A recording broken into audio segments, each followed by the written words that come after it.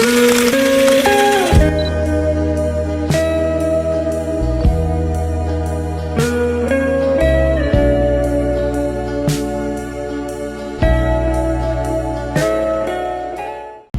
fitnah yang dilemparkan oleh Patih Karmawijaya, hati Sultan Melaka telah terhasut untuk menjatuhkan hukuman ke atas Hang Tuah.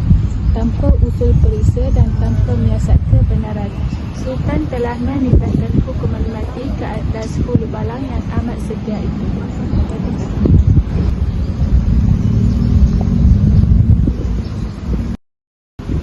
Tuah mesti dibunuh!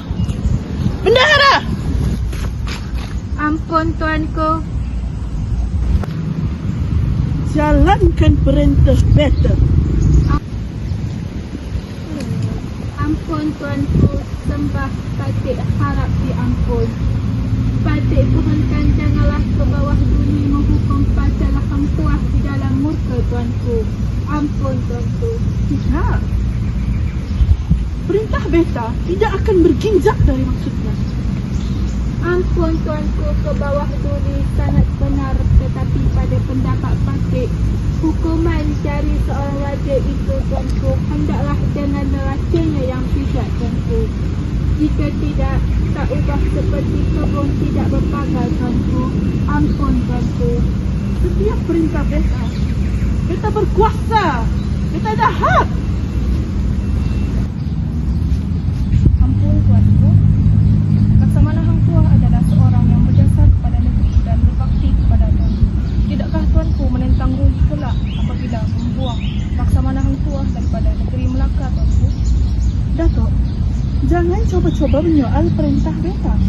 Ampun tuanku. Bendahara, Ampun tuanku. Patih mohon berfikirlah dahulu ke bawah duli, kerana berfikir itu pelita hati.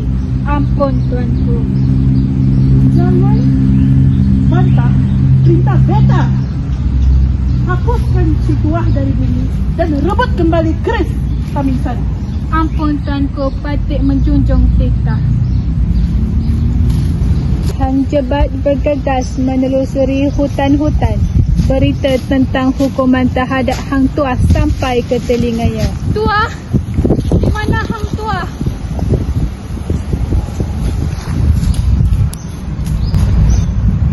Abang Tuah, aku dengar Abang Tuah telah dibuang oleh Sultan. Aku percaya Abang kau tidak bersalah. Ini semua atas dasar fitnah. Lepaskan Abang Tuah. Tidak, Jebat. Patih adalah raja pegawai. Patih menjunjung titah. Ampun tuanku. Abang Tuah telah berbakti kepada Raja Melaka selama bertahun-tahun. Sampaikan hati Datuk untuk membunuh Abang Tuah. Jebat, perintah tetap perintah. Hamba Patih menjunjung titah. Hamba tidak akan berpeluk tubuh melihat semua ini berlaku. Abang Tuah, melepas Abang Tuah. Aku menahan, aku akan amuk pegawai ini semua. Tidak, Jebat. Aku tidak akan melarikan diri. Aku tidak akan bertuankan, melainkan Melaka.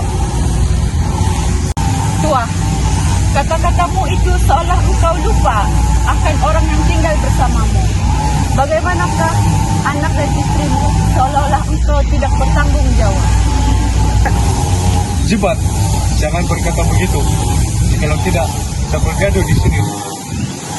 Bila aku hendakkan pinta, aku buat. Jangan memberi yang tidak diterima, Jebat. Abang Tuah, Maafkan aku, Jebat. Aku terkasar tadi. Hanya satu pesanan aku. Buat baik berpada-pada. Buat jahat jangan sesekali. Jebat berdiri termangu menahan amarah dan kesedihan.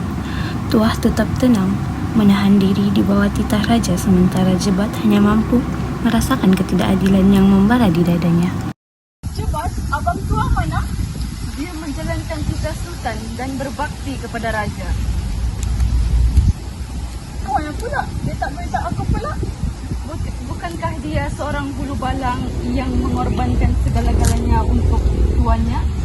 Kenapa kau berkata demikian, Jebat? Nyawa manusia sesingkat embun di waktu pagi. Apa maksudmu, Jebat?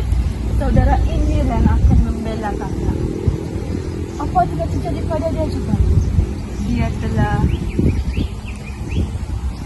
Cukup. Aku tidak mendengar. Cukup, Jebat. Dia telah difitnah, Kak. Ampun, Tuan. Ibu yang maha mulia. Berdarah, apakah? Tuan Ibu, jangan berdarah. Pergilah berehat dahulu. Baik, Tuan Ibu.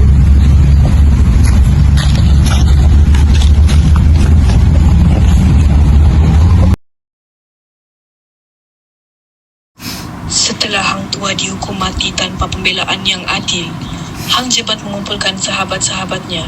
Amarahnya membuak apabila mengenangkan kezaliman Sultan yang telah mempercayai fitnah para pembesar. Demi mempertahankan maruah sahabatnya, Hang Jebat bangkit menentang ketidakadilan.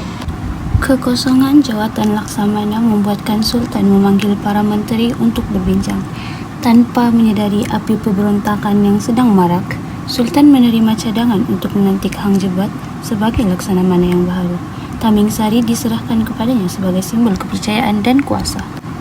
Namun, sebaik sahaja dilantik, Hang Jebat menggunakan kuasa yang diberikan bukan untuk berkhidmat, tetapi untuk menuntut keadilan. Sambil menghunus keris Taming Sari, Hang Jebat bersumpah demi Tuhan untuk menuntut bela atas kematian sahabatnya itu. Dengan penuh amarah, dia berikrar bahawa semua yang terlibat akan menerima pembalasan. Tanpa berlengah, Hang Jebat menuju ke kediaman Patih Kamawijaya. Dengan suara yang lantang dan penuh kemarahan, dia menuduh Patih Kamawijaya bertindak kerana iri hati. Pertemuan ini menandakan bermulanya pertemuan sengit antara Hang Jebat dan Patih Kamawijaya. Satu konflik yang tercetus akibat pengkhianatan, kezaliman dan perjuangan menuntut keadilan. Selepas membunuh Patih Kamawijaya, Hang Jebat telah menimbulkan kekacauan di negeri Melaka. Ramai orang yang tidak bersalah dibunuh.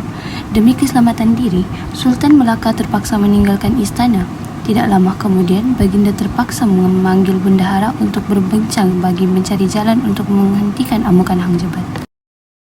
Ampun, Tuanku. Laksamana Hang Jebat telah mengamuk.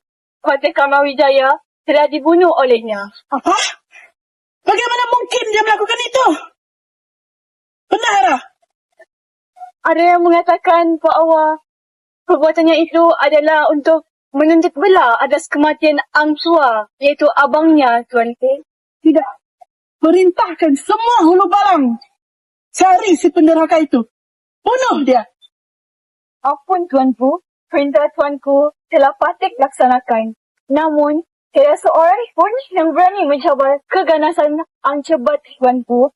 Kerana Keris Taming Sari telah menjadikannya kebal, Tuanku. Jadi, apakah sengaja saya masa sekarang, saudara? Ampun, Tuanku. Patih memohon maaf. Mengapa? Patih telah mengingkari perintah Tuanku sebelum ini. Hang Tua tidak patut bunuh Tuanku. Dia masih hidup dan kini bersembunyi. Dialah satu-satunya yang dapat menewaskan Ang Jebat. Hang Tua masih hidup? Benar, Tuanku. Jika diperkenankan, Patih akan membawanya menghadap ke istana. Baiklah. Baiklah, Tuanku. Patih menjunjung perintah. Hang Tuah dibawa menghadap Sultan. Sultan menyesali kesilapan dan memohon maaf kerana menghukum Hang Tuah tanpa usul periksa. Walaupun dianiaya, Hang Tuah tetap setia dan menerima permohonan maaf Baginda tanpa dendam. Sultan menjelaskan bahawa Hang Jebat telah mengamuk dan menyebabkan negeri Melaka huru-hara. Demi memulihkan keamanan, Hang Tuah menerima titah Sultan untuk menewaskan Hang Jebat walaupun keris Taming Sari berada di tangan sahabatnya itu. Dengan hati yang berat, Hang Tuah pergi menemui Hang Jebat. Ketika itu, Hang Jebat yang semakin hilang pertimbangan membunuh seorang dayang kerana marah.